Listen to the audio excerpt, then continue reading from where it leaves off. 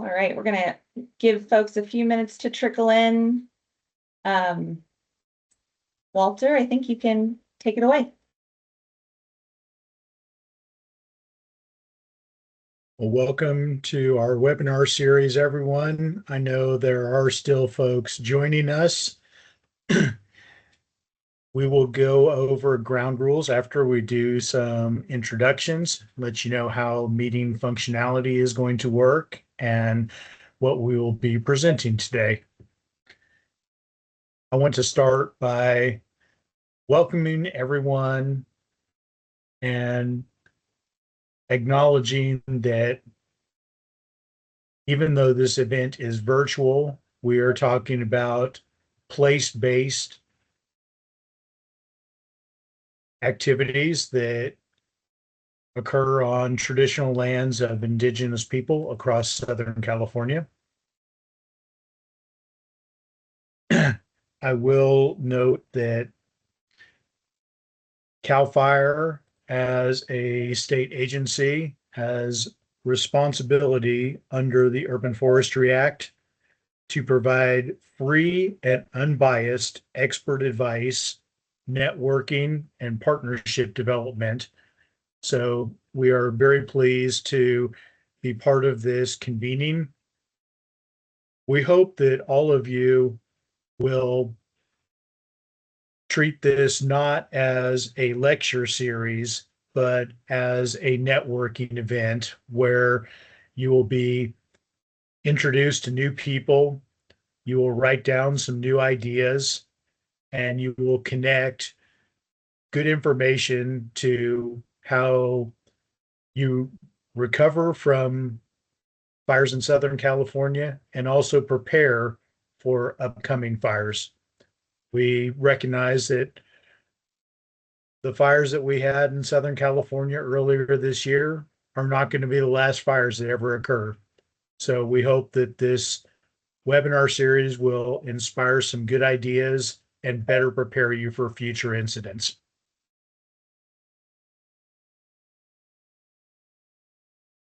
We want to provide information throughout this series, so we certainly encourage you to ask questions and connect with others. Also want to thank our partners. We couldn't do this by ourselves, so thank you to Council for Watershed Health and the U.S. Forest Service for joining us in this endeavor to provide you with good information as we move forward. With that, I am going to pass the introduction to my colleague Miranda Hutton with the U.S. Forest Service. Thank you so much, Walter. And on behalf of the Forest Service, I want to welcome everybody to the kickoff as part of this webinar series. The thought and reasoning behind the series, or the impetus, was an acknowledgement by, I think, everybody probably in this room that wildfire is not just a forest issue. It's all across our landscape and in our communities. It affects our parks, our streets, our schools, our homes, where we live, work, and play.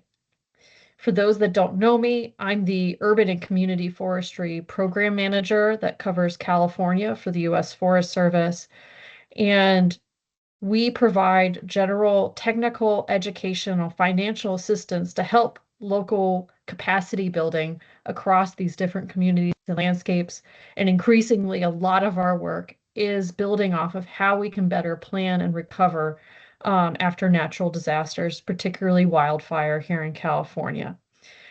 This webinar series is part of our hope of building that local capacity as well too. It's our hope. It's designed to be collaborative and building across different boundaries. We're bringing together folks from academia, research, local government, private industry, state, and federal folks to share their information, experience, and expertise. Just a little note about how we're planning out all these webinar series. The first one is going to be really focused in on that planning aspect that's so important to our to our communities, and understanding that changing nature of fire and how communities can take better steps to prepare and adapt against wildfire and the effects of it.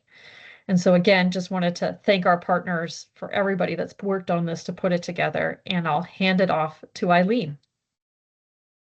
Thank you, Miranda. It's good to have so many of you join us today, and I'd like to start off by expressing our appreciation, the Council for Watershed Health's appreciation for the partnership that we've enjoyed putting this series together with CAL FIRE, U.S. Forest Service's Urban Center, and all of you joining us today. We appreciate you taking time to learn and to share what you know as well. A special thanks to all the government agencies, utilities, and other organizations, as well as community groups that are contributing to urban forestry recovery and resilience in the Eaton Fire area, as well as in the Palisades. This is personal to me. I'm a resident of Altadena, and I'm really excited about all the work that is happening to help bring resources together for those affected by the fires. The Council for Watershed Health, and I have the privilege of being the executive director of the Council for Watershed Health. We're a local nonprofit, and we try and do our best of connecting science with community to improve our watershed and the ecosystem health, primarily through nature-based solutions. And urban forests are essential components of nature-based solutions, and they are nature-based solutions. We want to see more of them in our urban landscape. Because in addition to all the benefits of shade and air quality improvement, trees are an important water quality and stormwater pollution and flooding solution. Trees in our urban forests slow, spread, and sink the rain, and we want to see more of that happen. And although the post-fire recovery is about replanting, it's also about rebuilding relationships among people, land, and water and nature that we are all part of. So today we're fortunate to have two really great speakers who have long been part of this education and effort to share information. We have Dr. Igor Lekan, with University of California Cooperative Extension Specialist, and Jay Lopez. He's retired from LA County Fire Forestry Division as the Assistant Chief and is the Executive Director of the California Wildfire Mitigation Program Authority and a board member of the California Board of Forestry and Fire Protection. I don't think he's really retired. As Miranda shared, this is the first in a three-part series, and today we're focused in on the planning. We're hoping you'll be able to join us next week, Wednesday, November 5th, for the second, which will focus in on urban forest responses. And then the following and third will be Wednesday, November 12th, and the focus will be on recovery and restoration efforts. We're not done with those, though, because in the new year, we're looking to gather and finish off the series with an in-person event, and we'll be looking for other opportunities to continue the conversations and bring you the resources and be part of the solution. And with that, I thank you all for joining us again, and I'll pass it back to Rachel to get us started. Great. Okay, I'm just gonna make a few quick adjustments here. Hi, folks. Thanks so much for joining us, and thank you, Walter, Eileen, and Miranda for that introduction. Just wanted to go over a few items, give you a taste of what you have in store for today. Eileen walked us through our two guest speakers. Some of you may notice that originally we had planned to have Dr. Francisco Escobedo from the Forest Service with us to do some framing around how these SoCal fires are different from past fires. And unfortunately, he is not able to join us due to the ongoing government shutdown, but he has graciously agreed to give his presentation 2 weeks from now at the final webinar. So fingers crossed he's able to join us at the third. But today we'll have Igor and Jay provide two presentations. We're going to follow each of their presentations with a quick Q&A for each of them individually. But then we also asked you all before you registered or during your registration to submit some questions ahead of time, and we will go over some of those and ask our speakers some of those questions. At the end, we want to hear from you all. So we have a closing interactive survey for everybody who's participating today, and I really can't believe it, but we have 185 people joining us right now, which is fantastic. We had 350 folks register, which is really, really special, and just speaks to the importance of this topic and this webinar series. So we really appreciate that. We do have CEUs, continuing education units for all the folks on the call who are certified through the International Society of Arboriculture, and we'll be giving you a way to make sure you get credit for those CEUs at the very end. Before I hand it off to Igor, I wanted to go over a few housekeeping and ground rules. I know we're all in a virtual space here, but oftentimes the anonymity of the internet can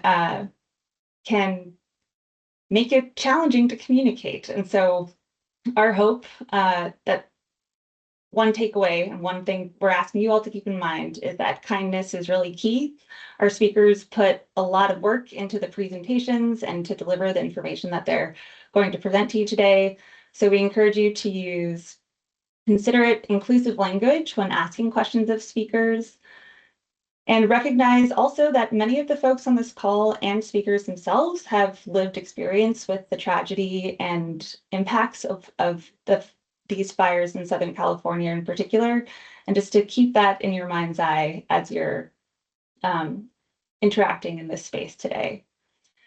We really hope that this is a shared learning space, and we really appreciate you for supporting us as we try to foster a positive and compassionate environment for learning and discussion.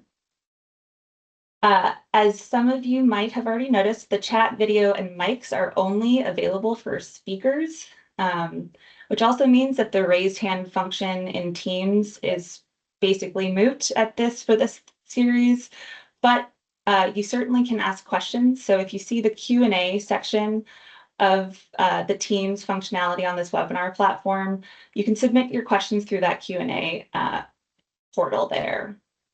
And we ask that you indicate when you're asking a question, which speaker you're directing that question to, so moderators can make sure to get answers to your questions. We're going to try to group similar questions and around similar themes that we're seeing emerging if possible. So even if we don't ask your question specifically, but we see that your question is similar to others, we'll try our best to group those and ask those questions of our speakers. This webinar is being recorded, and we will make sure to make that recording available to you all, and also make the slides available to you all.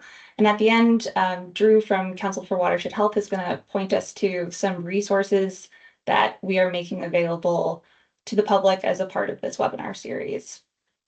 And I think with that, I'm going to pass it over to Igor, and I will give him a little spotlight here. Let's see. All right, Igor, take it away. Okay.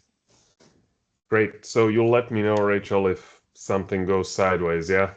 I will. Okay. And it's more important that people hear me than that they see me. Thank you for having me. I am Igor Lachon. I'm with the University of California Cooperative Extension. I'm based out of the Half Moon Bay office, which is about 30 miles south of San Francisco.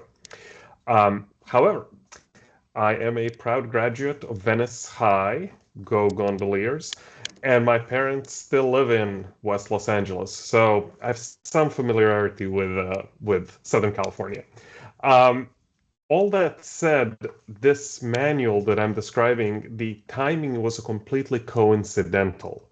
The Forest Service was interested in developing a manual for essentially restoring the urban canopy after a fire, and we'll talk about how all this came about. But the timing really was completely coincidental. But for this presentation, Francisco, my co-author, Dr. Francisco Escobedo, asked me to talk about tree management and urban canopy management in context of fires. So that's what we're going to do. And let's go to the next slide. We have lots and lots of slides. It's not important that we get through all of them, but I'm pretty sure we will. But what we'll do, ooh, hey, that's cool. The font got a little messed up. That's all right. We'll talk about urban tree cover, then we'll talk about urban fire, and these are both as a way of introduction. Then we'll talk about the manual we developed and some of the lessons we learned from the case studies. But my goal is to connect you to some of the ideas in urban forest management, urban canopy management, to connect that with fire. So let's move on to the next slide. And what I wanted to show you was how this all came about, this all being the field of urban forestry. And the smiling man with impressive facial hair is the Baron Osman, George Eugène Osman, who in the mid-19th century razed much of Paris and turned it into what we see today and what we think of today as Paris. And that included these broad, wide boulevards with intentionally planted public trees. This was really the first time that public urban forestry was practiced as a discipline. People always grew trees in cities, but they were typically restricted to private yards or palaces or places like that. Really having trees as a public space for everybody was a relatively recent invention. And I'm showing you several cities here, Paris, Barcelona, and then in the lower right-hand corner, that's actually next to Sarajevo in Bosnia. And basically everybody copied this idea that you should have public trees in cities. And then over the course of the 20th century, if we go to the next slide, you'll see how all of the American cities adopted that model as well. This was a really remarkable set of images that New York Times put out in 2014, and they showed the change over 100 years. So this is in 1912, and if we go on, you'll get a 2014 photo next. So that's, you can sort of see what difference trees make, and we'll keep going. This is 1968, 2014, perfect, let's keep going. This is 1930, now this is tough, right? When you have a building like that, it's going to be tough to make it less bulky, but even here, trees make a giant difference. So, over the period of 20th century, we developed some ideas about how to manage urban trees as a population, as a forest. And so that's what I'd like us to kind of think about now, because with fires, with these catastrophic losses, some of the ideas of urban tree management will really come to the fore. So if we keep going, one of the things we do when we manage urban trees is we try to define a set of management goals. And I've given you here some of the benefits that trees provide, not all, there are many other benefits that trees can provide. But if you look at these benefits, you can begin to say, okay, which of these do we want to prioritize? Maybe you want to prioritize wildlife habitat in your tree management plan. Or maybe you want to maximize the area that's shaded above a sidewalk. Or maybe you want to plant trees in such a way that they reduce storm runoff. Or maybe you want to combine things. Typically, that is what happens. We try to stack these benefits one on top of another. And so to do this, we typically rely on something called a urban forest management plan. If you go to the next slide, management plans have been around for a good 50 years. I have some very old ones in my office. But now, if you don't have one, there's actually an online toolkit that was partially funded by a number of our people who are on this call. And you can download some of the basic templates, and you can certainly see how you would structure an urban forest management plan. This is especially useful for smaller cities that are not going to do this in-house. So a city like San Francisco will produce a plan in-house, but a smaller city will typically hire a contractor. And then it is useful to look at some of these examples to see what it is you're looking for. And so what is it you're looking for? Let's go on to the next slide. Yeah, this is the San Francisco plan that was produced in 2014. And if you look not too closely, you'll notice that it says phase 1, street trees. So San Francisco actually broke up its management plan into street trees, park trees, and private trees, and developed them piece by piece. In fact, this is the only part that's actually been fully developed. But if you go on to the next slide, you'll see the kinds of things that are involved, the kinds of things that are included. So this is for the Palo Alto example. You articulate what kinds of goals you want. In this case, this is a major street, and they wanted that street to be more or less completely shaded. That is a typical management plan goal. So then how would you go about that? How do you actually make that happen? If you go to the next slide, you'll see that very frequently we express our goals in terms of canopy cover. And this is a website with which you should become familiar with. This is the Urban Tree Canopy Viewer, produced by Forest Service and CAL FIRE. And you can zoom in to many cities, not all, but many, and pick up the urban tree canopy number. You can see how your city compares to others, and you can also see how your neighborhood compares to other neighborhoods. So this is a very useful way of thinking about urban trees. But it's not the only way. You go on to the next slide, you'll see that there's really two ways to think about managing trees. One is managing tree numbers. So how many trees, how many individual trees do we have? And where are they, and what kind of shape are they in? How old are they? Do we need to plan for replacement? That we typically do through a tree inventory. So a tree inventory is literally just a catalog of that city's trees. Usually it's put on a map. So these days they're all GIS based, and they give you an idea of what you have, how many of what species, which is important if you want to try to minimize your pest problems, and then how old are those individual trees. You can plan for future replacement.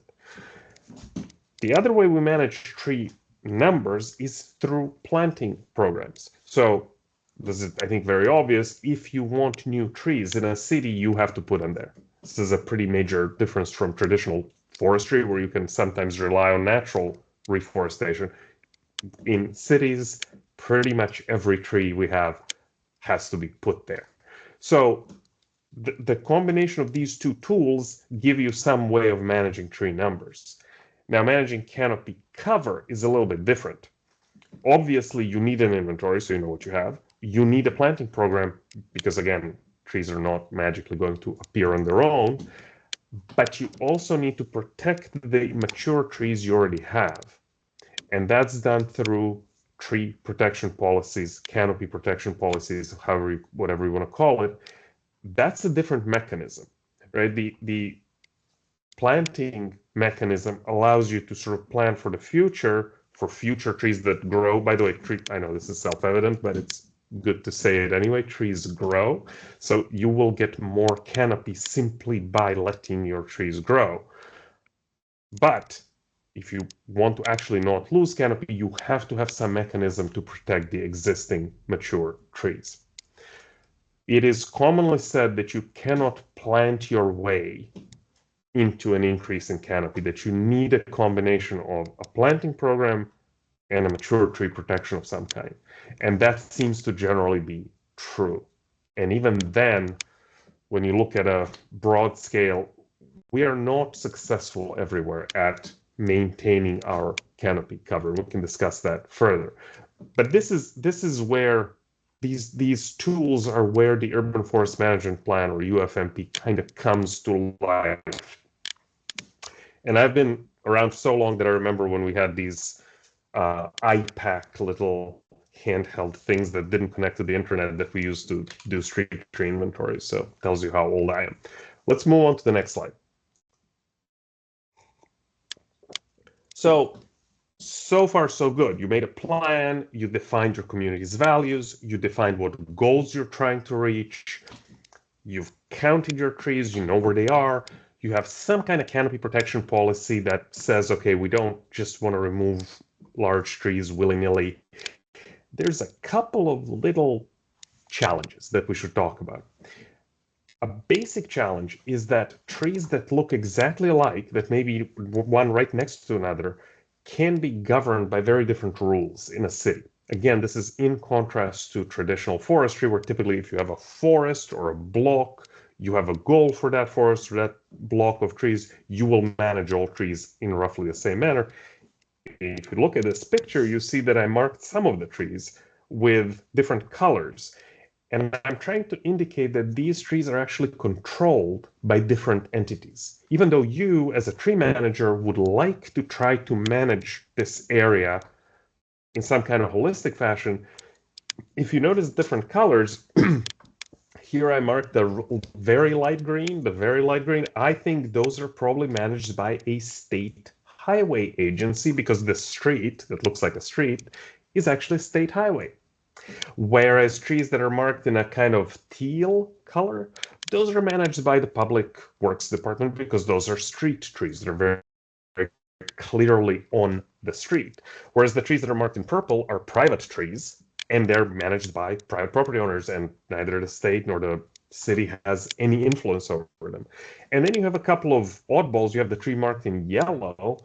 That is actually a private tree, but because it's large, it falls under the tree protection ordinance. So even though it's a private tree, there's some restrictions on what the property owner can do with it.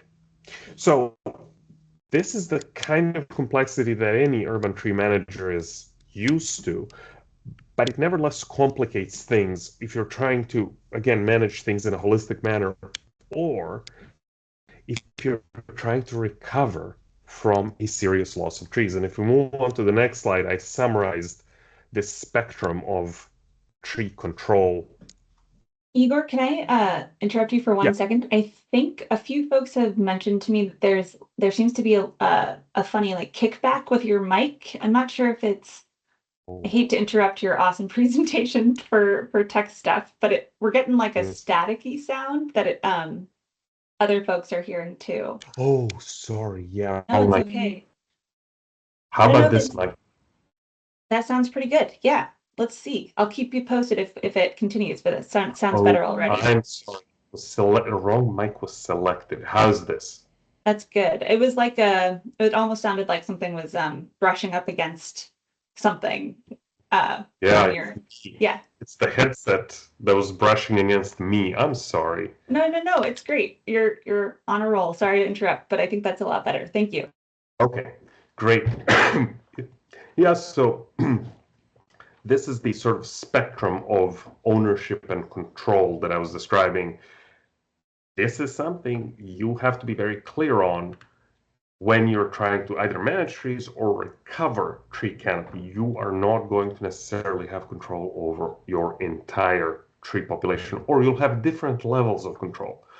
I know this is about as interesting as watching paint dry, but we will see examples actually in the case studies where this makes a real difference. So just be aware of this and plan for potentially managing it. Whoa, there's a raised hand. Oh my goodness. What do I do with a raised hand? Yeah, we can't unmute guests, but if you have questions, just as a reminder for folks who are joining us now, if you have questions for the speaker, pop those in the Q&A section of the Teams webinar platform, and we will try to get to all the questions. Great. All right, well, let's roll on to the next slide, because this is a gigantic introduction. So just kind of an intro to what you are going to, what the framework within which you will be working if you're trying to manage urban trees. So now let's briefly talk about urban fire. And I'm not going to spend very much time on this at all because there are people much more qualified than me to talk about it.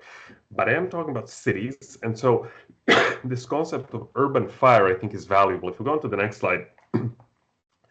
This was proposed by Culkin and colleagues. And what they said was essentially that, and this is 2023, so not too long ago, is that we maybe are not thinking about fires in cities in quite the best way. What they say is this isn't a wildfire that involves houses, it's an urban fire, which is a distinct kind of thing from wildfires. And the reason this matters is because it matters for us in the way of how we think about trees and how they interact with this fire. So if we go on, you'll see that, again, it's a spectrum of fire. If you're in the wildlands, this is one of my favorite books. If you have not read Young Men and Fire, I highly recommend it.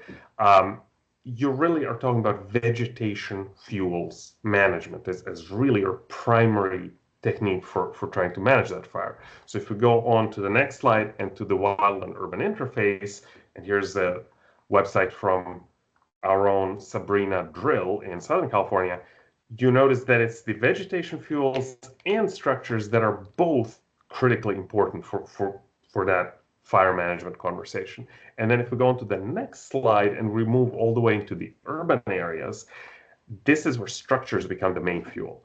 And I note here my late colleague and collaborator on the post-fire forestry guide, Stephen Swain, who really tried to point this out in his presentations. He worked in Marin County. Marin County is just north of San Francisco, and it's essentially the entire county is a mix of wildlands, WUI, and urban areas.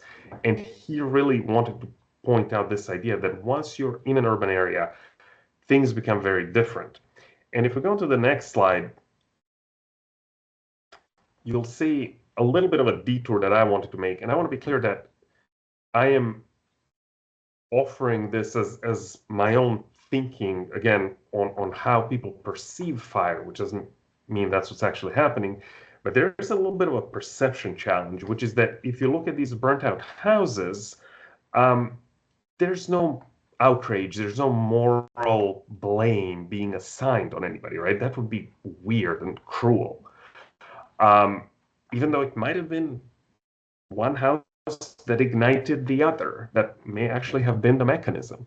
The other challenge here is that the risk is private, right? It's someone's house, it's their own private risk they're trying to manage, and the mitigation is complicated. It's some kind of structure hardening, some kind of near house vegetation management, and the costs are borne by that property owner. In other words, it's a completely private risk and private cost. But if you look at the trees that are surrounding this area, that is often where the moral outrage is directed. And I think at least in part because they're there for someone to kind of point their finger at and say, oh, if only that had been better managed. And of course, they're often publicly owned. And of course, the mitigation often seems very simple, just remove the trees and problem solved, right?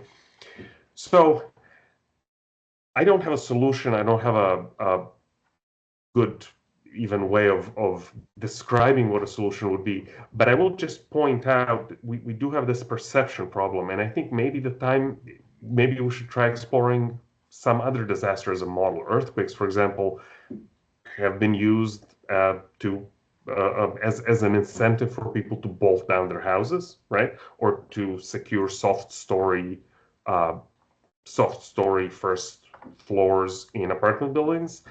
Those were essentially private risks that were still publicly funded. And that makes some sense, right? You don't want all of the houses falling down in an earthquake. That's not good for society. Just like you don't want all the houses burning down in a fire. So, and again, there is that insurance of last resort for earthquakes, the state insurance system. Maybe that's something we need to start looking for fires. I don't know. I'm just pointing out that there is a perception here that is not helpful to those of us who are trying to manage trees. And that perception is somewhat separate from how things actually work out. Anyway, let's move on to the next slide. Enough with the editorializing. So Culkin and colleagues proposed this model where urban fire happens when extreme conditions meet the potential for severe wildfire, and then overwhelm our ability to suppress any incipient fires. And then after that, what happens? Next slide, we see that there's two potential options.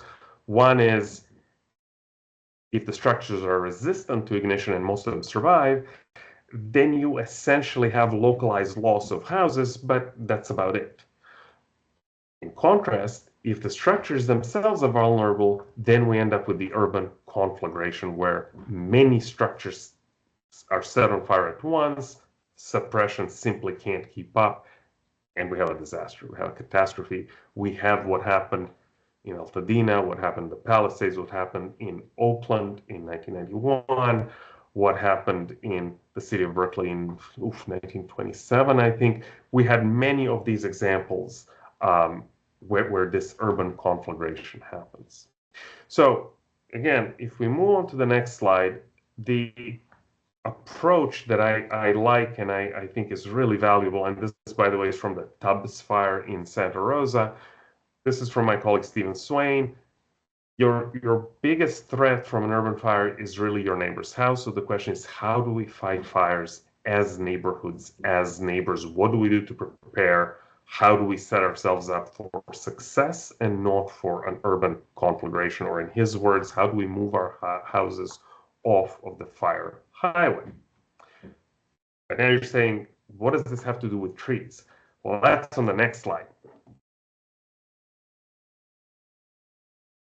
And I couldn't resist taking David Kalkin's model and messing it up, because it doesn't necessarily talk about trees. So I said, well, how do trees factor into this? And I think it's roughly the same analogy. And again, the key question is not whether the trees are flammable. The key question is, how are your structures? So if, again, you have a bunch of ignition resistant structures, then you have really variable damage to trees. In a few places, you'll have completely burned out trees. In some places, you'll have maybe slight damage. And in many places, you won't have any damage at all, because, again, trees are filled with water for the most part. In contrast, if we have mostly vulnerable structures, we end up with an urban conflagration. Eventually, trees are going to burn, and we'll experience severe damage and loss. And that really will be an event that replaces that population of trees. Or rather, it allows us to replace that population of trees. It removes that population of trees. So if we go on to the next slide, U.S. Forest Service in 2023 had the idea of, well, we have manuals for what to do after disasters. We have manuals for hurricanes. We have manuals for tornadoes. We don't have a manual for fires, for urban fires specifically. Let's create one. So we tried, and we now have a draft of that manual. So if we go on, you'll see that the goal is to maintain canopy density and restore a healthy urban forest. And the way we structured the manual, we tried to structure each chapter or each section in two parts, one geared at public officials, planners, tree managers, and the other geared at the general public, with the idea that we want the public, we want the residents to understand what is going on, right? Even though if they might not be taking all the steps, people who live in a city, especially a city that's experienced fire, should have a reasonable understanding of how the process is going to unfold and what they should expect. So if we move on, we talked about the need, we talked about this continuum from wildlands all the way to an urban situation. Again, moving on to the next slide, you also see the contrast between defendable space, again, very useful in wildlands and in WUI, and not so useful in cities. Moving along. And so what we did is we did a bunch of literature reviews, we interviewed a bunch of urban forestry professionals, and then we did some case studies. And this, again, was before the Los Angeles fires. So we could go as far out as Hawaii, but that was about it. And so let me show you what the manual structure looks like. I promise not to drag you through the entire manual, but let me just show you what the structure looks like. Next slide. Oh, sorry. This is where the manual lives at the moment. It's on CAL FIRE's Urban and Community Forestry website, all the way down where it says Urban Forestry and Fire Recovery. And you can download the draft today and then just send me any comments, complaints, or suggestions. But if we go on to the next slide, you'll see there's basically four parts. There's pre-fire planning, there is cleanup, there is design of the new urban forest, and then there is case studies. And so let's go through this in a little bit more detail. Again, I promise not too much. If we move on to the next slide, you'll see that move on to the next slide. Wow, that all got messed up. Amazing. There we go. This is the immediate post-fire actions. You can see the cleanup. You can see how to work with professional arborists. Again, I think this is very useful to homeowners, especially as you get a sense of what it is you can expect. Assessing fire damaged trees. Part of this is the work of Dr. Chris Sjogren, who shared with us his matrix for assessing trees. And then resources. And I think I'll show you just what one of these pages looks like. On the next slide, you'll see that, again, we have a bunch of, this is about, by the way, this page specifically is about cleanup. So you will see there's a set of resources for homeowners, there's a set of resources for public officials, and we have a little bit of an introduction before this that describes some of the issues. But if we move on, the next section is all about planning for your next urban forest. So we talk about design solutions at a site scale, but also design solutions for an entire urban forest. We talk about plant flammability a little bit. We don't go into great detail, but we discuss the issue. And then we talk about the urban forest management, which is exactly what I had just talked about, which is how do your urban forest plans interact with this new situation that you have after a fire. And I'll show you just one page from that on the next slide. I kind of schematically laid out what urban forest management plans typically contain. They contain tree cover assessment, which is, again, just the proportion of the area covered by trees. They contain an inventory, and they contain some kind of tree protection ordinances. So how do these things interact with the fire? So on the next slide, we have a bunch of arrows, and you'll see that how does your fire affect the goals of the plan? You need to reconsider your goals. And if your goals were perhaps to promote wildlife habitat, how does that now work that you've lost many of your trees? And in other words, which priorities do you need to reconsider? That's just at that very general level. If you look at the tree cover assessment on the next slide, a basic question, which, and by the way, this has come up multiple times, do you know your canopy cover? Because if you're trying to evaluate fire damage, you have to have a starting point. So if your canopy cover was 15%, for example, and after a fire, your new canopy cover is 12%, that's very different than if your starting canopy cover had been 25%, right? Do you have that data? And number two, so now that you're trying to redo your urban forest, can you set area-specific canopy goals? Maybe you can't set a single goal for the entire city. Maybe you don't have water, maybe you don't have the resources, maybe it's just not what your residents want. But can you set specific goals for, say, major street corridors, school areas, major business districts, and where you really want to focus your replanting, you want to focus that canopy recovery? For inventories, if we go on to the next slide, you can use those before a fire to see whether you have any dead or dying trees. And removing those greatly reduces fuel, right? So that's a direct use for an urban tree inventory. But also, you can see whether you have any species that are especially sensitive to fire, especially if some of those are your heritage trees or your large trees you want to protect. That's something you can get out of your tree inventory. And finally, something that nobody ever thinks about is how do your tree protection ordinances interact with after fire recovery? Well, if you can't remove dead trees without having an extensive public process, because that tree was in fact protected in some way, that may delay your post-fire recovery. This has in fact happened. So can you build into your tree protection ordinance a provision that says, in case of fire or in case of some kind of natural disaster, here is a streamlined process so we don't delay recovery? Again, you are trying to balance things, right? Because if you make this too permissive, then every time somebody wants to remove a tree, they'll claim they have a disaster. Right? So there is a tension built in here. But remember, you need a protection ordinance if you actually want to grow your canopy numbers. So moving on to the next slide, we ended, wow, that all got scrambled. Cool. We ended with a bunch of case studies, and I'm not going to now recap all of these, but I'll show you a couple. So if we go on to the next slide, we'll talk about really just one example, the Tubbs fire in Santa Rosa. And next slide. What we learned there was, this is sort of, you can see the recovery from 2014 to 2019 to today. It's not exactly recovered, is it? But there's a few interesting lessons. One was that there was no city arborist in Santa Rosa at the time. And in fact, the FEMA money, the emergency money, was used to hire a third-party arborist.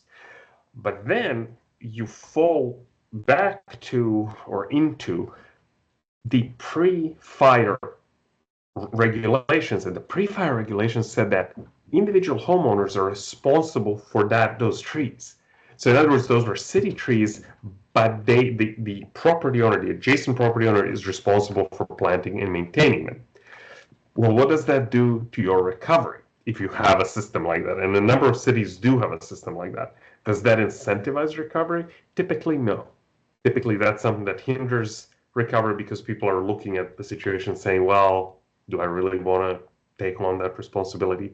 And it gets even more interesting. So if we go to the next slide, Santa Rosa turned out to be all about constraints. They only had 60 days. This was FEMA's timeline to apply for the funds. And it was FEMA and not the city that was making decisions on who was eligible. Even worse, only city facilities were initially ruled to be eligible for FEMA funds, but in many of these situations, it was the front yard trees that functioned as street trees, and those were not eligible for either removal or replanting money. So it really was a story of constraints. I think some of these got worked out over time, but if you have a city ordinance that places some of these responsibilities onto the private owners, think about how that will interact with regulations like the federal ones in case of a disaster. Is that going to help you? Is it going to hurt you? It's usually not helpful. Let's put it that way. So in contrast, and go to the next slide, we have the Thomas fire in Ventura, and I think maybe some of you have been involved with that. This was a little bit different because, again, the Parks Department was responsible for maintenance and replanting, but the homeowners still had to irrigate those trees. That was fine. This sounds like a maybe better situation, but the problem is the records of what was removed was lost. So in Santa Rosa, they documented what was removed, but not what was replanted. In Ventura, they had no documentation of what was removed, but they do have an up-to-date inventory. Obviously, you're missing half the story in each case, and I think none of us, or well, okay, many of us now, I suspect, think of how we would manage our urban forests after a fire. But prior to these big fires, I don't think this was something that urban tree managers really thought about. You need an inventory to manage your trees day to day, but in fact, you also need that inventory in case of a catastrophe, and that neither of these cities really quite had it the right way. So let's move on to the next slide, and I think we're basically done. I just want to close up with a couple of ideas. Next slide. The post-fire arboriculture was really a strange mix of arboriculture, which meaning management of individual trees, of urban forestry, of municipal planning and municipal ordinances and codes, and just basic hazmat cleanup.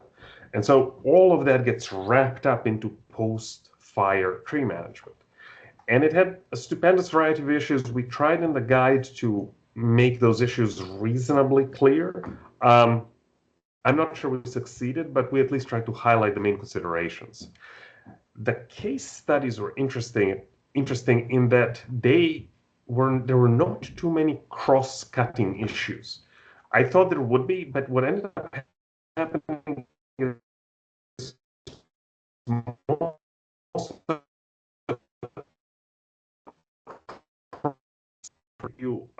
is eligible for that funding, rather than some kind of biology or even planning issues. It was really just a process flows that seem to have the same set of constraints. We don't know a lot of this stuff. We genuinely have not so much information about how trees perform, urban trees perform in fire. And I know our colleagues from UC Davis, Alessandro Sola, as well as our Forest Service colleagues, Francisco Escobedo, are working on some of those questions now. So we will do better in the next disaster, I think. We know that we don't know what the audience is really looking for. So I think there will be a question at the end that's asking you, what do you think we're missing? And the thing we truly didn't know that we didn't know was these pinch points, these obstacles in post-fire recovery that have to do with trees, but really have to do with a process typically. That's just not something we had anticipated. So I think that's all I have for you. Happy to talk about any of this in further detail. Again, thanks to, can go on to the next slide. Thanks to my co-authors and colleagues, Francisco Escobedo and Alyssa Thomas, both with the U.S. Forest Service, and my co-author Tara Kelly, who did most of the work of actually assembling the case studies and talking to urban foresters. She might have talked to some of you. So that's it. That's all I got, Rachel. I will shut up. Awesome. Thanks so much, Igor. And I want to take full credit, responsibility for any formatting issues with your slides, because that was on our end trying to put your slides in our deck. So apologies for that. Igor is not responsible. Thanks so much for your presentation. I personally found it really interesting. CAL FIRE right now, we're embarking on a project with a UC Davis graduate student researcher to document every known urban forest management plan for every census designated place in the state, urban area in the state of California, as well as tree protection ordinances, inventories. We're in the midst of this huge kind of data mining, very tedious, going urban place by urban place to see what exists. And one thing that I really appreciated from your presentation is the emphasis on urban forest management planning. And in the two case studies that you shared, it starts with knowing who has jurisdiction over an urban forest, and Right. from the structure of governance when it comes to management of our urban forest as a resource seems to be so important. There are a lot of questions coming in. I'm going to remind folks to go ahead and pop some questions in the Q&A chat area, not the chat, the Q&A, the little question mark bubble. And I'm going to ask some of them as they come up here. Oh, I see. Okay.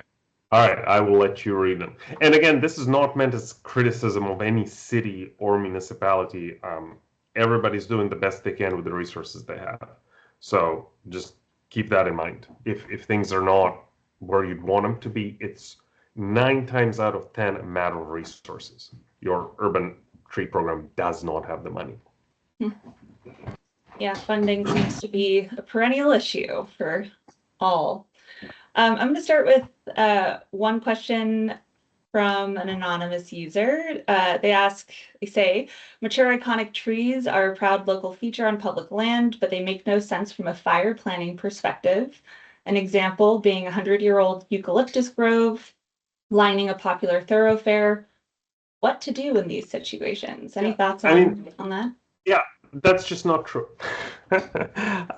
If you look at the pictures I showed, right, and those are actually from San Diego, that's, I think, the most striking picture I have, which is the entire subdivision is consumed, and it's specifically eucalyptus groves are standing. Any tree will burn if you apply enough heat to it. That's just how it goes. But the flip side is that live trees are columns of water surrounded by bark. So they will be, again, by definition, less flammable than unprotected, especially old wooden structures. So really the question is, can we manage those trees in such a way to reduce their fire hazard? Eucalyptus, specifically blue gum eucalyptus, produces a gigantic amount of litter that accumulates against the base of the tree. can you manage that litter? If you can, you end up with clear trunks that are pretty much too high to ignite in many, many situations. If you can't, and you have a situation like we have in many places in California where it's a eucalyptus line of trees covered in leaf litter, yeah, you're setting yourself up for a potential problem. So it's 100% about management. I don't think it's about whether you have trees or not have trees, or even how old the trees are. It's, do you have living trees? Do you have dead trees? Do you have dry litter? Do you have clear trunks? Do you have ladder fuels? All of those things that fire people tell us about. Yeah, that's where I would leave it. Again, and if the community decides, no, we don't want to manage those trees, you may be right. Maybe it's time to remove them. But again, you're losing all of those tree benefits that we keep talking about. I've got another question on tree protection ordinances. One attendee asks, tree protection ordinance revision can be a lengthy and politicized process. Are there examples of municipalities successfully revising their code post-fire to make these accommodations? I don't know. I agree with you that yes, it is a lengthy process. I think in part because it involves conflicting values, right? Some people really want to keep old trees, even those that are in fairly poor condition. I chair the San Francisco Urban Forestry Council. I'm intimately familiar with people's clashing values in this. I don't know. That's a great question. I think probably some of the attendees in Southern California could have a better answer to you. In Northern California, we haven't had this situation for a while, so we haven't needed to do this in a while. Yeah, there seems to be, in a similar vein, 2 additional questions, and then we'll move on to Jay's presentation. Igor, your recommendations for municipalities as to how to plan for urban forests both pre and post wildfire is very interesting. It's rare that cities have staff that pay attention to this kind of thing. Are you all reaching out to cities or council of governments to share this work, or are there examples of small, medium, and large cities who could point the way? How can partners help get these best practices out, if not?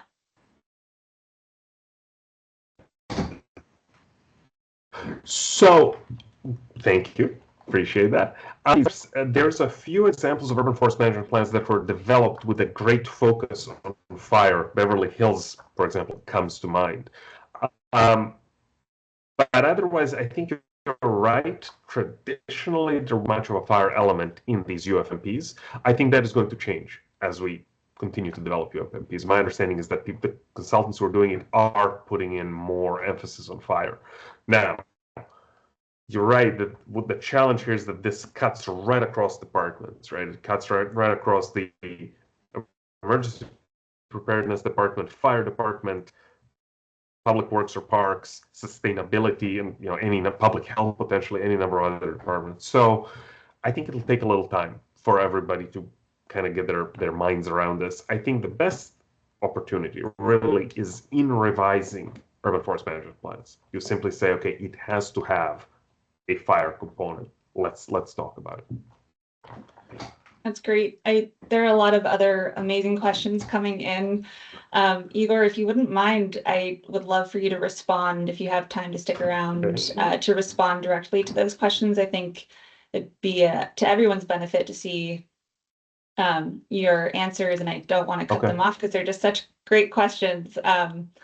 There's one question in the chat that just came in about how UFMPs, urban forest management plans, are not, even if there's funding to get them created, there's often not funding to implement them, as we've discussed, with funding being a perennial issue.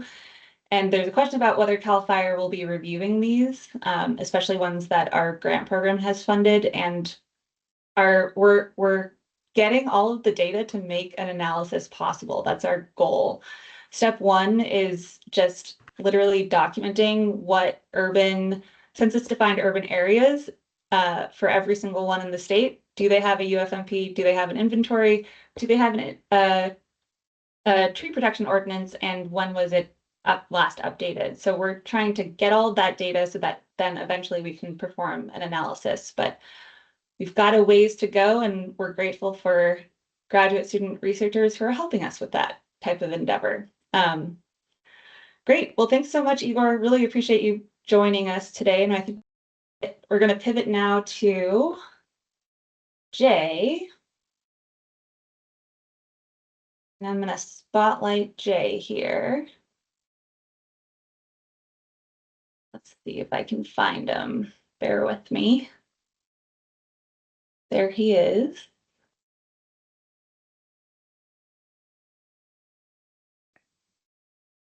All right. Okay, Jay, take it away, and I'll be here to handle slides. Thank you so very much, Rachel. Well, thank you for the kind invitation for all the organizers. Great discussion, and Igor, completely enjoyed your hard work that you're doing, and thank you for sharing. And you have said some of the stuff that lines up with what I'm going to speak about. So, but the main goal now is how do we can protect not only our homes, but our trees at the same time. And how can we mitigate the impacts of fire now that the fires are not only happening on the hillsides, like you mentioned, but also the intrusion into the built environment more so than usual. And it's not only now, this has happened since several years ago. You mentioned 1991, but also we have wheat fire, we had Bluffs fire, we had the Tubbs fire, we had the latest two fires that we encountered, but just right before that, we had the mountain fire in Ventura County.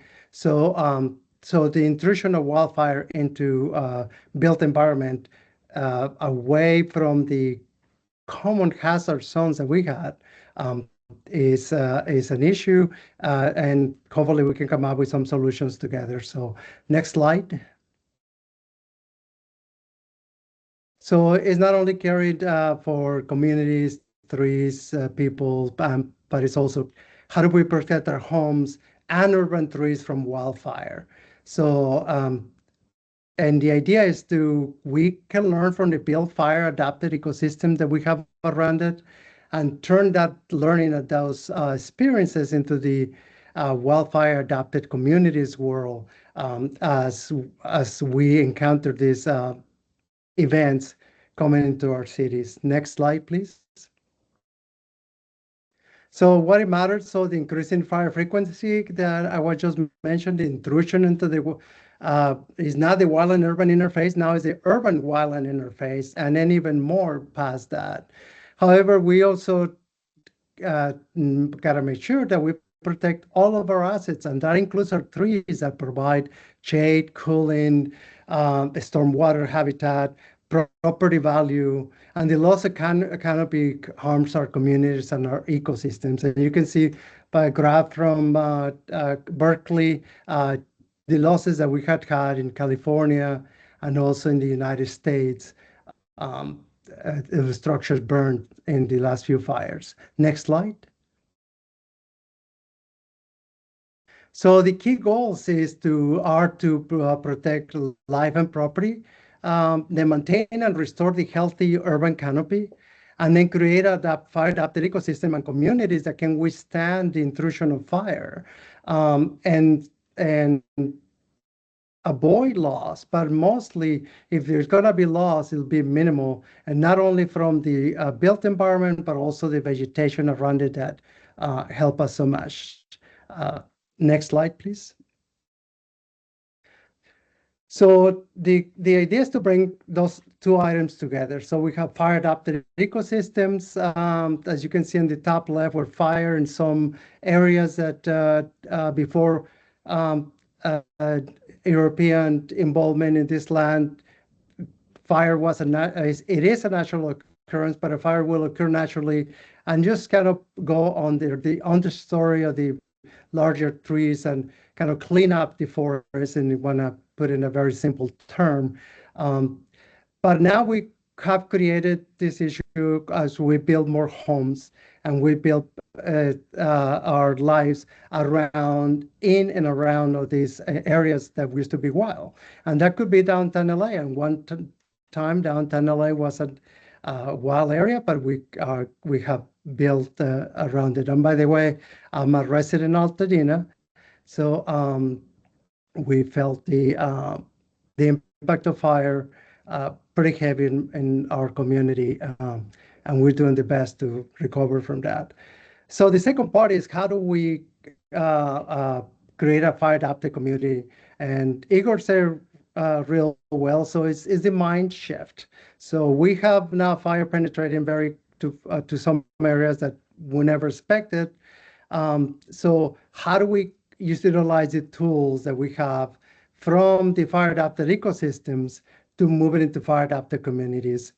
And one of the first one is just acceptance of the use of fire for some prescribed fire that can occur in forests, mostly, and then managing the landscaping. In this case, we have on the some thinning, but also the use of herbivores to help us mitigate the fire hazard, especially with non-native plants in there. A big part is community engagement, and it's so great to see 219 people in this webinar. So, and then also, loss avoidance. How can the fire service and how can the agencies can help us have loss avoidance ourselves? But it's a big part is that we got to do, how do we recover if it happens? How do we recover from it? So all of those are being challenged right now, and it's up to us to step up and come up with solutions for this. Next slide. So how fire moves. So we know that is where everything comes together is not only the wind, the humidity, the temperature that are driving the fire behavior, but it's also the vegetation, and other fuels. The very thing that we're trying to protect, the homes, is also the fuel for the fire. So it is that difficult situation. How do we protect what is also burning? And so we have to change the paradigm in our minds how to handle this. Of course, topography and slope accelerates the fire. So in the very first few hours, things oxidize, we had heat, we had fuel, so you have ignition. Then the topography and the weather and the fuel contribute to the propagation of that fire, and then it can exacerbate as climate, more ignitions and vegetation and other combustibles. And we mentioned structures, so there are things that we humans introduce to the environment creates that condition for or requirements for ignition available for wildfire. Next slide, please. So the pathways of fire is the one that we know, direct flame contact from vegetation or something else. Can, like say, could be a fencing, could be a little shed that we have next to the house, could be something else. Radiant heat from nearby burning fuels. But embers, we know that about 90% of the homes that we lose to wildfire, and that picture that Igor showed all those homes in the middle of a forested area were burned is more than likely embers were the cause. It is hard to tell just in pictures what happened there. So to do post-fire analysis is very difficult to come up with a conclusions. But fire analysis is fantastic to show what it was vulnerable, but not to show what it really happens, because we could not, if we were not there, we don't know exactly what happens. And when I was with the fire service, that happened quite often. You have a multi-car collisions, you show up to do a rescue, and you think you know what happened, but when you read the report, you realize that the direction that the cars were traveling and the involvement changed completely. So it's very hard to know exactly what happened if we were not there. So, and then, like I said, fire brands are something that cause most of the spot fires ahead of the flame in front itself. Next slide. So the principle to protect trees and homes together. So that's the whole idea. We got it with protecting a home, or protecting that valuable resource that we have in our trees. So it creates a little separation in between combustible materials and structures. So as you can see on the right side, we have a fence that is actually combusting and getting the home into combustion. One of the things that we're working on right now is to disconnect that fence from the house itself. So the last few feet of that fence to be non-combustible material. Also the horizontal path. So what do we have that will create that horizontal? And those ground fuels are key for that. So how do we manage? Also, we manage the vertical and horizontal continuity of vegetation, but preserving the tree canopy where appropriate, and I will get into that in a second. So use species and spacing that's approaches. So different species, if they burn differently. So the spacing between plants is very important, and the size of the plants and the condition of the plants.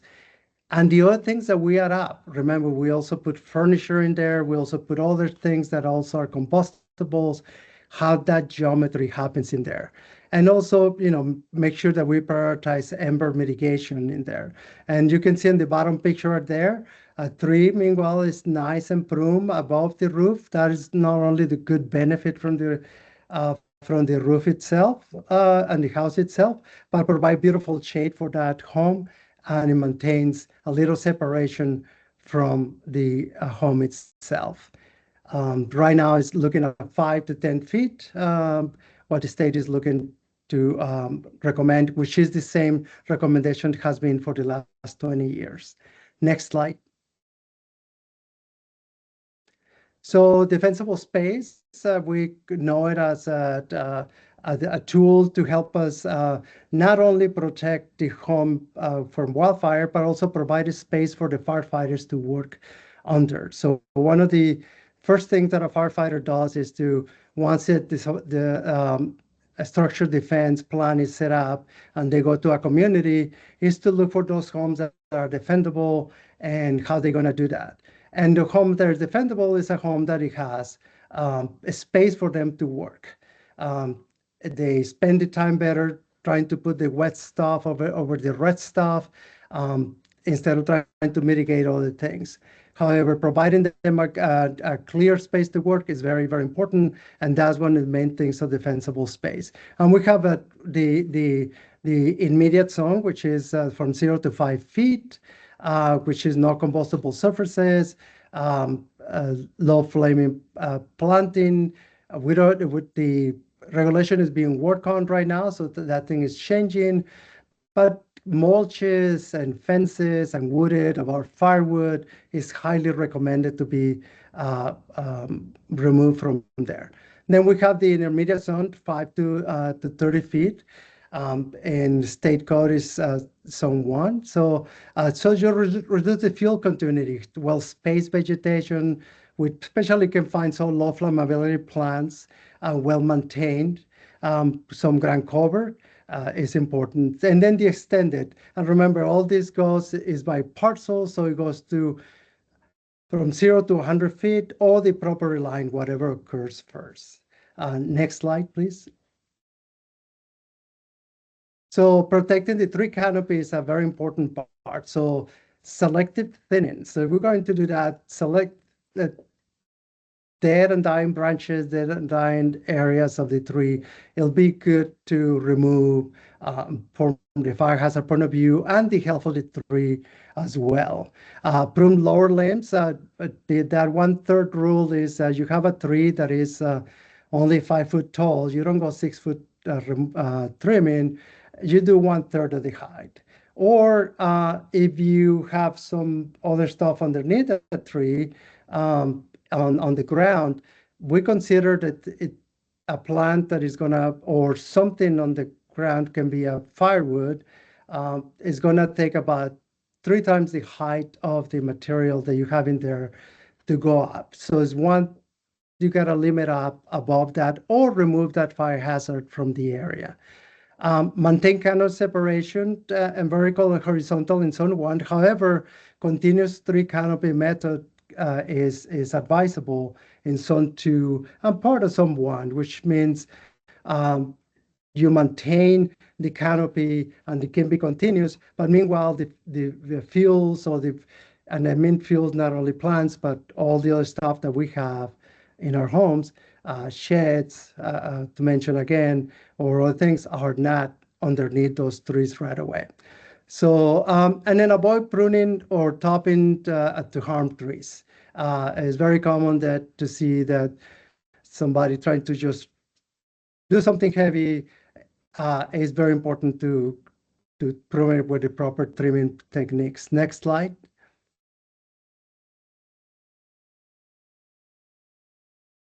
And this is a document that is fantastic for all of us. The ANSI A300, the tree care standards from the International Society of Arborists is fantastic publication.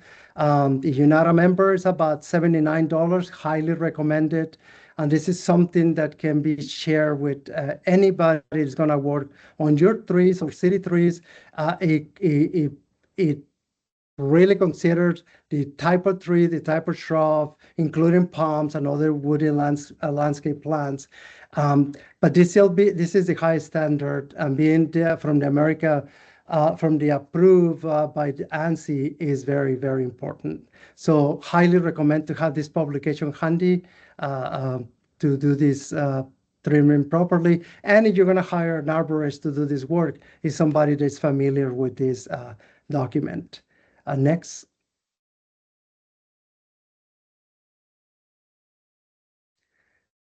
So the landscaping and plant selection is where we start. So if, let's say you have a clean palette and you're gonna do some landscaping around your home, because we're not talking on the hillside, we're talking away from your home, we're talking right there, right next to your home, from 0 to up to 100 feet, if you have to up to 100 feet. So prioritize for low flammability species near the structures. So and well maintained, of course, well trimmed, and the conditions of the plant that you bought 3 months ago is not going to be the same conditions, the same plant when it's 5-10 years from now. So keeping up with that maintenance is very, very important. Hazardous erosion starts at the moment of planting. So if you want to have a nice, beautiful tree that spans about 23 or 40 trees on each side of the tree, each side of the trunk, you might want to give it some space. So when I was Los Angeles County Fire Department Forestry Division, and we go out there plant trees with kids, we ask them to do 3 things. Make sure that they check with their parents and or with their cities, they could, to they're gonna plant the tree, then they're gonna plant it above infrastructure. So you're not gonna have a sewer line or water line or electrical line that it might go underneath that. So when you dig the hole, you're not gonna do damage without all the roots in the future to do that. Second thing is that you gotta imagine the tree as it's gonna grow sideways, how big the tree is gonna get. Give some room for that tree to grow. In this bottom photo right there, you can see that they planted those trees enough far away from the house to give room for the tree to grow and extend their branches all the way around. And lastly, we always to look up.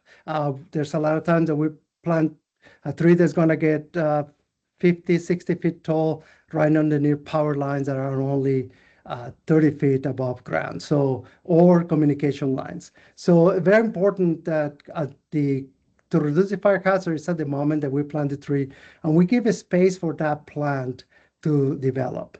The right plant for the right place, very important. For example, I've seen cases where people have these beautiful shady trees and they want to grow oleanders underneath that.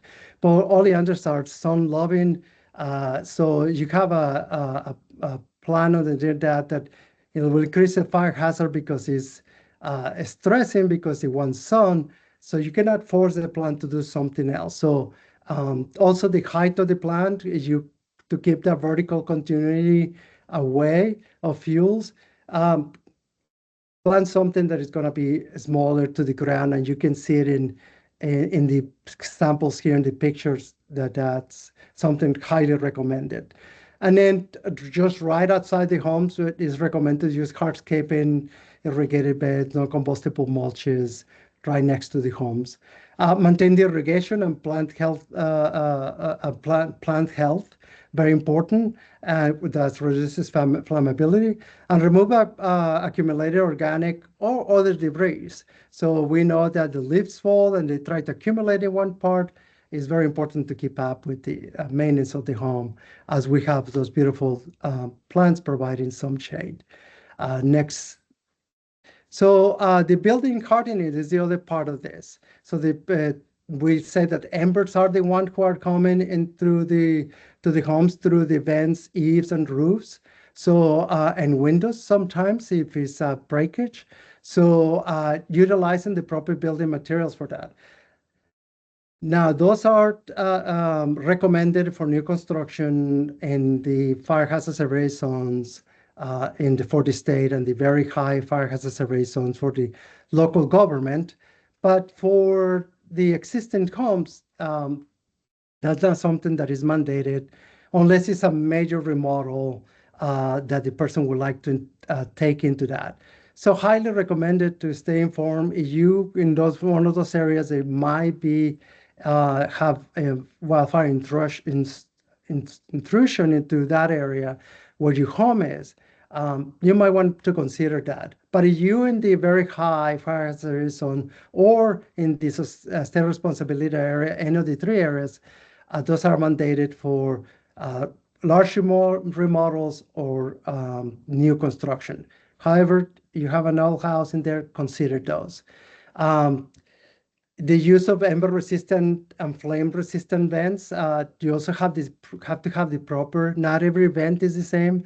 1/16 or 1/8 of an inch takes you so far. That's only embers. But you're gonna have especially with contiguous homes, you're gonna have a home close by, you're gonna create some flames, or structure close by, you're gonna create some flame. Then the installation of ember and flame-resistant vents is necessary for those things. Of course, non-combustible roofing. We're doing really well in the state of California. Above 90% of the roofs on those fire hazard survey zones are composite of non-combustible, but we still have a few more to go. And all we have to do is to get maintained and replaced in the appropriate time. And then maintain the gutters or cover your gutters with a metal screening that you don't have to get up on the roof and clean the gutters every so often. The leaves won't get in there. You put something in there, something on top, non-combustible material on top of your gutters to avoid that material to get in there and keep your gutters working properly. And remove, any overhanging branches, like I said, 5 feet, 10 feet away from the house, especially from chimneys and stovepipes. Next slide, please. So maintenance is very important, and monitoring is very important. So regular pruning, gutter cleaning, as I was mentioning, is mulch management, and all that material that gets accumulated, especially after a windy day, is important to do that. And maintain nice fuel reduction. And you can see on the bottom left of the slide, you see the bougainvillea is kind of gaining into that home. So trimming that back, it'll be highly advisable. And then seasonal checks before high-risk months. We know that fire season happens any time. So we used to consider fire season in Los Angeles County somewhere from the Antelope Valley to the Malibus, like from May all the way till about November, December. Now we know that fire can happen any time of the year. So frequent checks on the condition of the plants is very, very important. And also community scale monitoring help yourself, help your neighbors. In the photo above is the picture of my neighbor, and she does a fantastic job maintaining that ash tree, all dead and dying. Is a vegetation, branches are removed. She has a nice trim away from the house, and the fields right next to the house are none or minimal, but she does have some plants around away from that. As you can see, her hot tub away from the house, beautifully view into the canyon. So placing of these materials and maintenance of that is very important. Next slide, please. So now we're looking how we can get involved within our neighbors. So form of fires and council, firewise communities, but neighborhood fuel reduction projects and shaded fuel breaks is a great way to go about this. Municipal tree canopy plants, like the word mentioned before, we need to integrate our wildfire resilience into them now. And not that we've never had, but especially now with the challenges that we have, it's important to do that. Incentives, ordinance, protection of some species in Los Angeles County, oak trees are protected, and those need to be followed. And then outreach to the property owners, at your neighbors or community members, some ideas on home hardening and defensible space. And then also work on having some agreements for ash fuel management projects around the homes as well. Next slide, please. By the way, that was a picture of my house is in there with those houses in Altadena, right there in the middle, right there. So thank you. What do you want to do? We're going to build case studies, positive case studies. We want to have case studies where the community with shaded fuel breaks, like the one that you see here in this picture, and the retained canopy can reduce the structural loss. Also, home hardening and defensible space together can help house survive ember attack. And the key takeaway is that it's an integrated approach. We don't have enough fire engines. We don't have enough helicopters to do any type of work, when especially in very extreme conditions. So having the ability for the home to withstand fire by itself is very, very important. And with firefighting intervention, because it's a defendable home. Next slide, please. So this is just a quick implementation checklist that can be useful for many of us. So assess the property. Every time we're going to do some work, we got to see again the geometry around the stuff that we have and our neighbors. So our fence, our shed, our furniture, our neighbor's fence, our neighbor's shed, our neighbor's assets around our house as well, and how that will work with the prevailing winds, or in the case of Los Angeles County, Sarana winds. Create defensible space zones and implement selective thinning and pruning is very important. So hardened structures, roof, vents, and gutters. And I know that's something that is quite expensive, and I'm doing that to my home.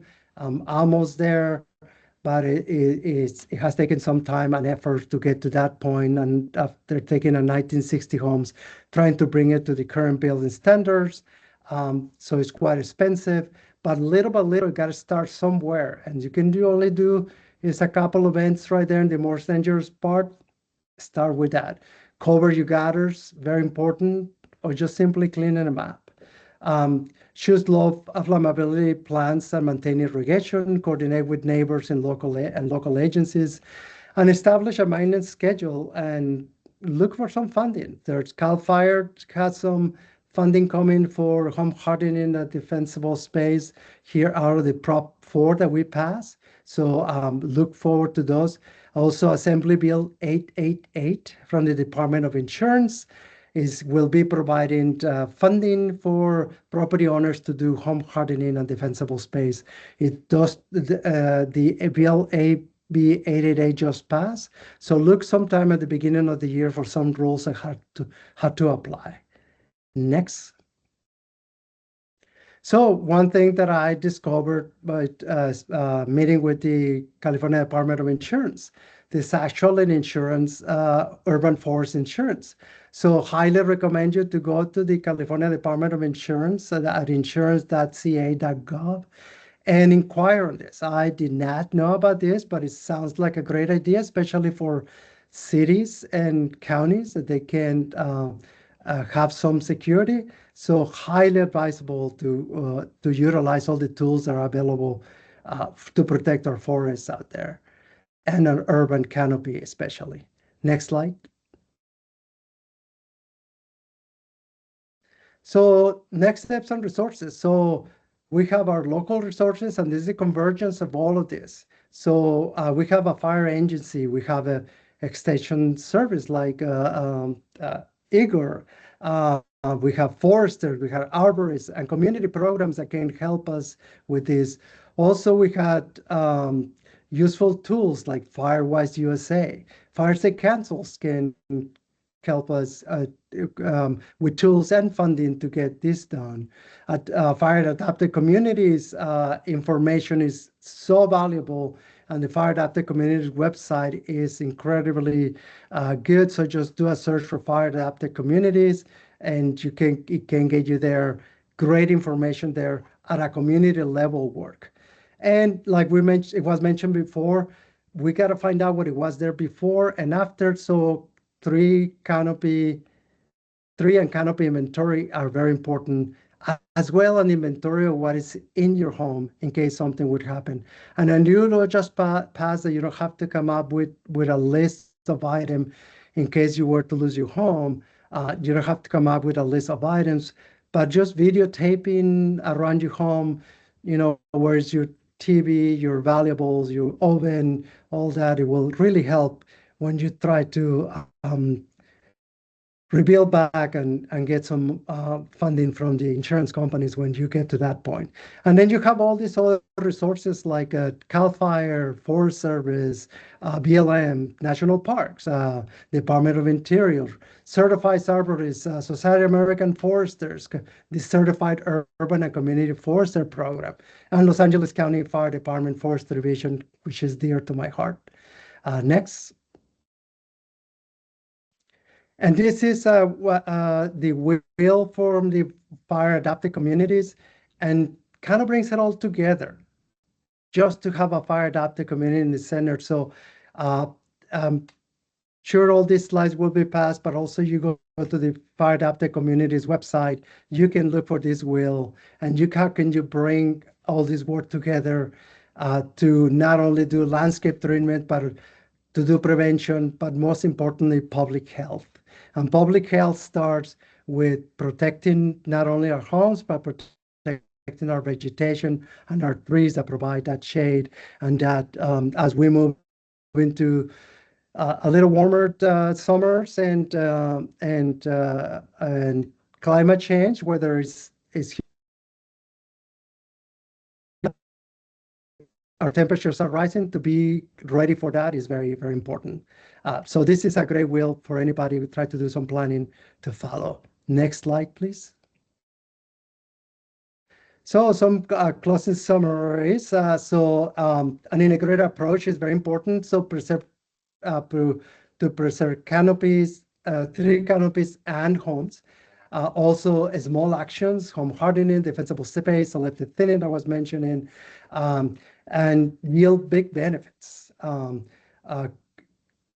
Community coordination and maintenance to ensure lasting resilience is fantastic. And as we go through these events, they're catastrophic, but they tend to bring communities together. There's a lot of people in Altadena where we talk now, we find places to meet and to bring that community aspect back. We lost over 6,414 homes, over 9,500 property structures. So the sense of community is not there, but we're trying to bring all that together. So community coordination is happening for the next phase of rebuilding Altadena. And this bear is just right below my house in El Prieto Canyon, so it's wonderful to preserve wildlife as well. Next slide, please. So we're going to go into the Q&A and discussions. What are the actions that we can start? I'm just going to put that in there. And what trees we're going to prioritize to protect? One more slide. And there's the stuff that we protect. And being from Altadena, this is near to our heart. This is Christmas Tree Lane. There's a set of cedar, excuse me, the other cedars in that area that get decorated every year. And it's just a fantastic spectacle to walk or drive through those streets. And that's the urban forest at its best, not only from the benefits that we get from the trees, but also from the beauty that we get during the holiday season. Thank you, Rachel. Awesome. Thanks so much, Jay. And I know you were on a plane to Sacramento for the Board of Forestry meeting next week, if I'm not mistaken. So we really appreciate you making the time and just your appreciation for the importance of public education opportunities like this. As you can imagine, there are lots of really good questions for you in the chat. I'm going to start with from the bottom here, and there is the first question. Some of them I understand you might not be able to answer, but I invite any of the host organizations or Igor. I think there's a lot of overlap. So anyone who helped participate and put on this webinar who feels like they have a good answer to some of these questions, by all means, chime in. But for Jay, how do firefighters operate in a dense urban environment where the spacing between structures is between 12 and 15 feet? Is access on the street-facing side of the structure a higher priority in that situation? Yeah, that's a great question. And a current firefighter, I retired about 5 years ago, so it would be better for me to answer. But access is very important. So a lot of those places that we like to live is sometimes one way in, one way out. So early evacuation is highly recommended. So you're not crossing the firefighters as you trying to leave. They can have full access. Leave all your gates open is very important. And they will go home to home and do an assessment. It's very important for them to know that they are going to be trying to work on a home that is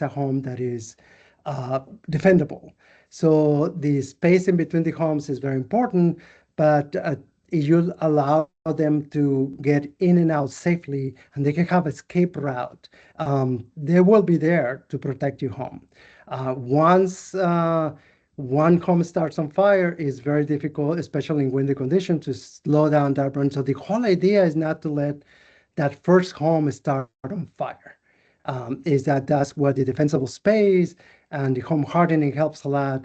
If we can have those heavy winds and we can have some marginal ignitions, then it will be a lot easier. So with close proximity, if one home is on fire, it becomes a defendable work.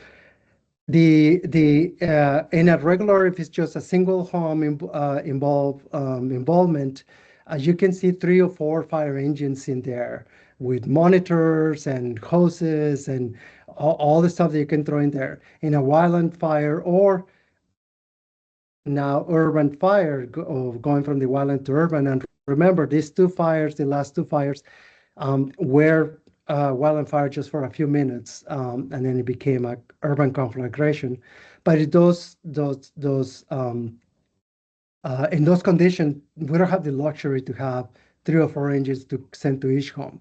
So the best idea is to protect the home and the vegetation to help us with that by providing access to the firefighters, let them go in and out.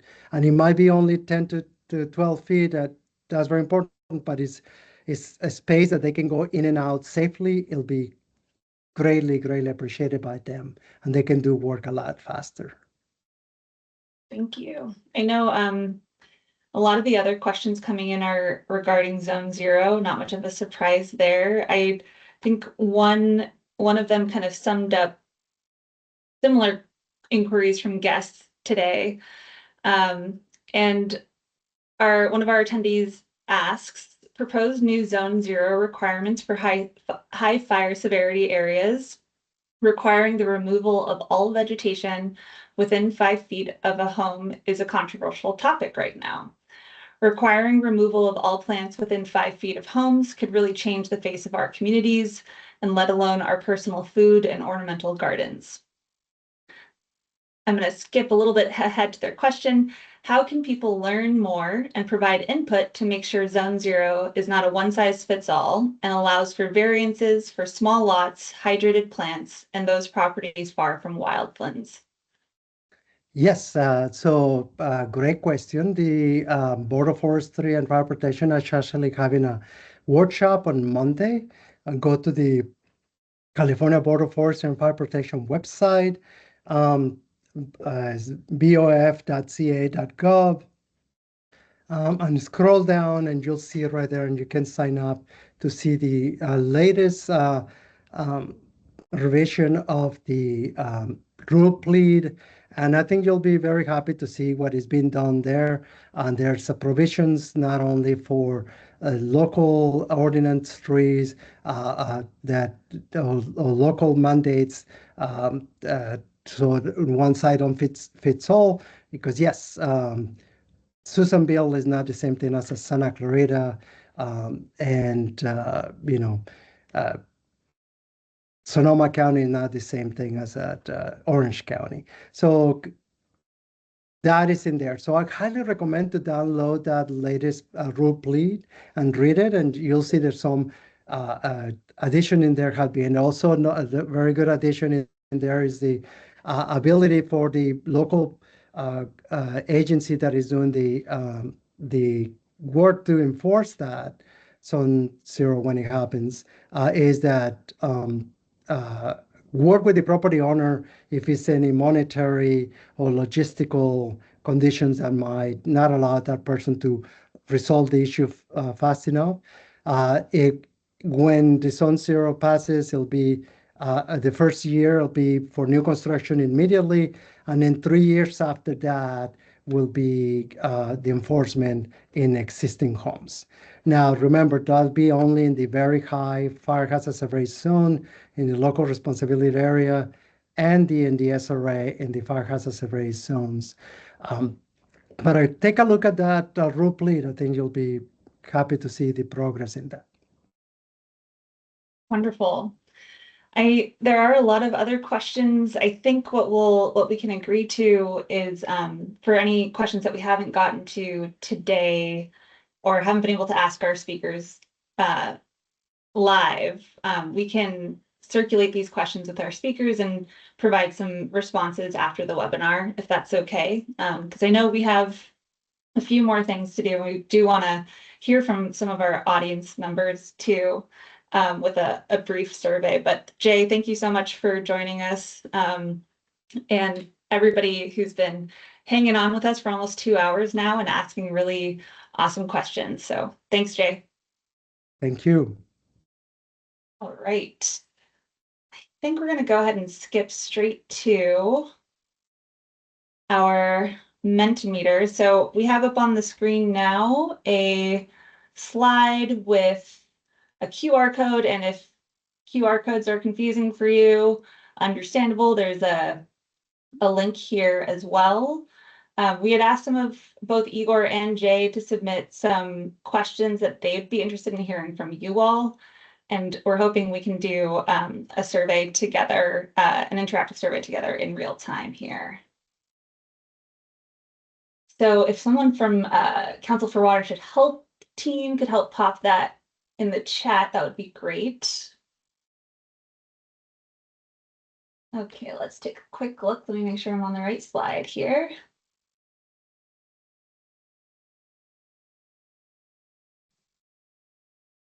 All right. Rachel, hey, it's Drew. Just wanted to make sure we did pop the link into the Q&A, not the chat. Chat's closed. It is in the Q&A. Awesome. Thank you. Are folks able to access that okay? Yeah, looks like responses are starting to come in. Great. So our first question, what challenges have you, your community, and or your organization faced when planning for the future post-fire?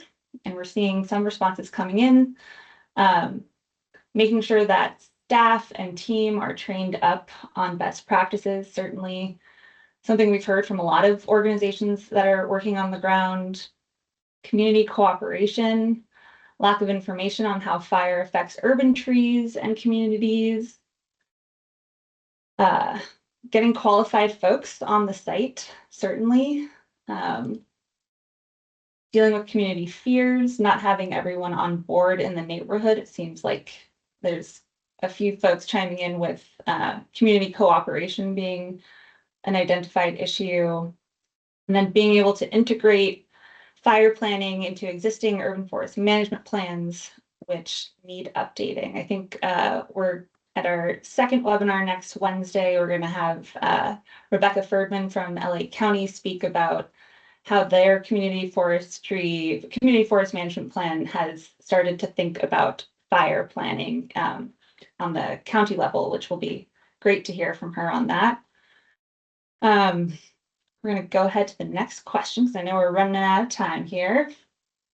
When you think of specific hurdles that stand in the way of recovering urban forests after a fire, what comes to mind first? This might be kind of similar to the last question. Sounds like community coordination and cooperation is definitely a known hurdle, but costs, misinformation, people being scared of trees, developer interest, taking advantage of fire areas, funding, irrigation, funding, unsurprisingly, emerging as a consistent answer and theme here as well from folks. Fake news and misinformation as well. And apathy. There's a comment that if you lose your house, trees are possibly less important, which is real. Slow tree growth after the fire, and access to quality tree stock. That is something that we're looking at the state level. Are nurseries able to? Do they have the capacity to produce and quality plant material for restoration and recovery efforts after fires? There's been some comments here about soil as well, and I know we had a lot of questions come in when folks registered for this webinar inquiring about soil contamination, and hopefully we'll be able to address that in our future webinars. And gentrification too. This one came from Igor, who I'm sure is interested in hearing all of your responses, but he had an interest in having you all rank which chapters of the post-fire restoration and recovery manual for Western state foresters are most important or relevant to your work. So it seems like urban forest and urban tree cover management is emerging as the first. And then chapter 9, fire and trees, lessons learned from urban fires. I think something that I've heard a lot from monitoring the Q&A today and from our speakers is the importance of case studies and studying past fires to learn how we can adapt and how we can change moving forward.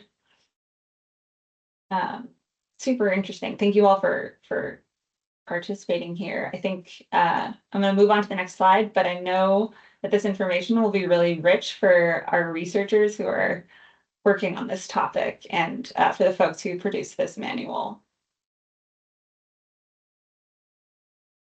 And then also from Igor, were there any topics that were missed in the post-fire manual? And I note that the manual really does focus on restoration after a fire, but if there's topics that not just the manual that Igor presented on missed, but topics that you think we missed in this webinar series, we really want to know so that we can be nimble and adapt for the remainder of the series. Yeah, emotional impact to citizens for sure. and dealing with insurance companies. Yes, I did see a question in the Q&A come through about insurance, and we will be sharing the resources that the speakers presented on today, and including that Department of Insurance report that Jay referenced. How to identify quality experts. How do we navigate multi-agency collaboration is something we often think about here at CAL FIRE too, certainly. We know that it takes a village. Great, keep these answers coming. And then what's one action or idea you plan to take away and or apply from today's webinar?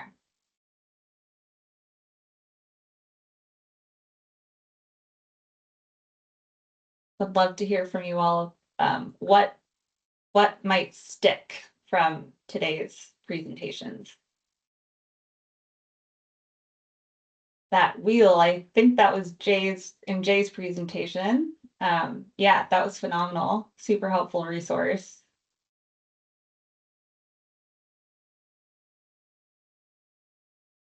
And start educating citizens now before we experience another fire. Certainly. Another emergent theme and sticking point for folks seems to be the importance of tree maintenance. The value and benefits of your urban forest, of course, are only as great as your mature tree maintenance, certainly. The concept of horizontal and vertical, yes, that was new for me as well, and I too will be taking that one away. Fantastic. I really appreciate you guys answering these questions. I'm going to stop it there just because I know we're a little bit short on time, but we did want to know specifically if there are future topics related to this webinar, planning for the future, or to this series as a whole that you would like for us to cover. Please let us know. All right, Drew, I'm going to pass it over to you. Great. Thank you, Rachel. I'm going to turn my camera on, I think. Yep. Rachel, thank you. Thanks for a great day. Thanks for moderating all this and all the good work that CAL FIRE and the U.S. Forest Service Urban Center put into this. I'm Drew Reedy. I'm a senior project manager with the Council for Watershed Health. And we've been a partner in programming this event. It's been great to work with this team. Eager to hear about this question in particular about future webinars. We do have some opportunity to grow this series, and really interested in hearing what the needs are out in our community. I'm here to share that for all the arborists in the room, I am one. We do have Western Chapter continuing education units available. All arborists need to do about 30 credits for those non-arborists in the room every 2 years. And so this is one of those events where arborists can get credits. And we appreciate all the work that arborists do in our community, and that the ISA values continuing education, because you don't see that in every industry. So here is the URL. We can provide this also after the meeting if it's needed, but feel free to scan this, write this URL down, and sign up to get your 1.5, I think, CEUs. Yep, I see it there, 1.5 CEUs. And next slide.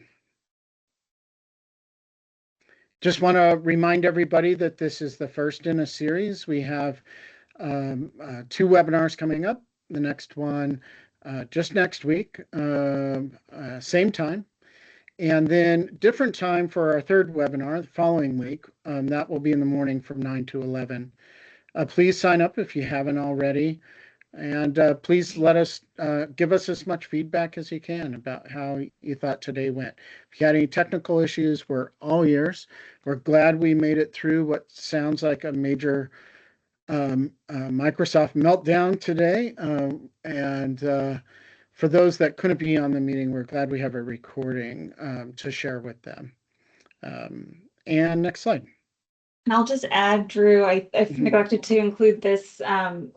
Our hope and vision and dream is that we'll actually be able to host an in-person gathering in Southern California in early 2026, possibly looking at successful case studies for fire-resistant landscaping. And we are in the midst of concocting plans for that. So keep that in mind. We don't have a date yet set, but we'll keep you posted on that. Great. And what you see here is, you may have seen this when you registered, but we do have a resources page that includes things like peer-reviewed research, fire recovery resources, tree selection resources, other relevant webinars. Please do provide us any resources that you think should be added to this page.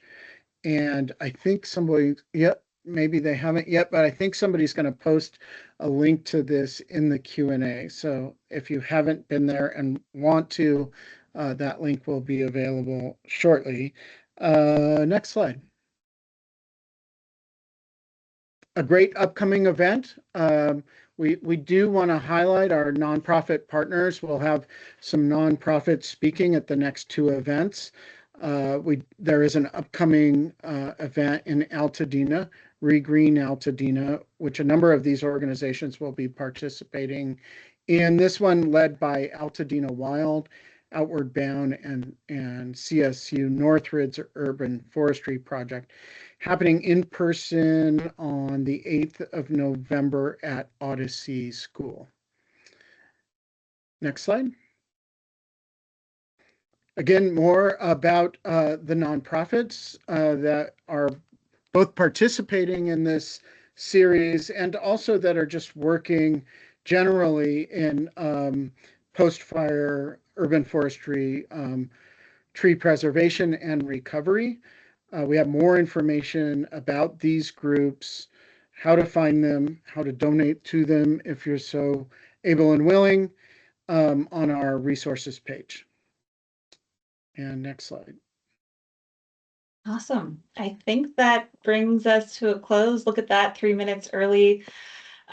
Big thanks to everybody for sticking with us for 2 hours, and to all the orgs, Council for Watershed Health, Forest Service, LA Urban Center, and of course to CAL FIRE, my own team, for all the work that has been going into this. You will hear from us, and we hope to see you same time next week, Wednesday, for our research and recovery webinar, and then the following week. And we'll see you soon. Thanks, everyone.